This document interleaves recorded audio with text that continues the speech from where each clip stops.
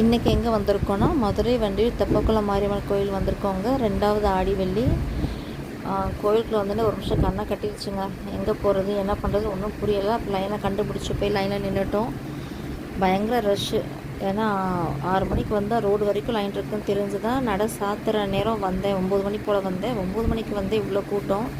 லைனில் நின்றுட்டு எல்லாம் வேடிக்கை பார்த்துட்டே போனோம். எல்லாம் வந்துட்டு அவங்க வேண்டுதல் நிறைவேற்றிட்டு இருந்தாங்க. மாவிளக்கு போட்டு துள்ளு மாவு கொடுத்துட்டு அக்னிச்சட்டி எடுத்துகிட்டு எல்லாம் அவங்க வேண்டுதல் நிறைவேற்றிட்டு இருந்தாங்க. பயங்கர ரொம்ப கூட்டமாக தாங்க இருந்தது.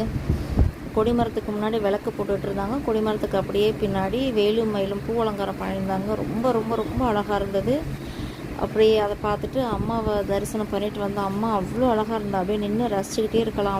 அவளை பார்த்து மனசுருகி வேண்டிட்டு நன்றி சொல்லித்திட்டு அப்படியே பிரசாதம் கொடுத்தாங்க. பிரசாதமும் வாங்கிட்டு விழுந்து கும்பிட்டு நாங்கள் வீட்டுக்கு கிளம்பிட்டோம். நம்ம அடுத்த வீடியோவில் மீட் பண்ணலாம். தேங்க்ஸ் ஃபார் வாட்சிங்.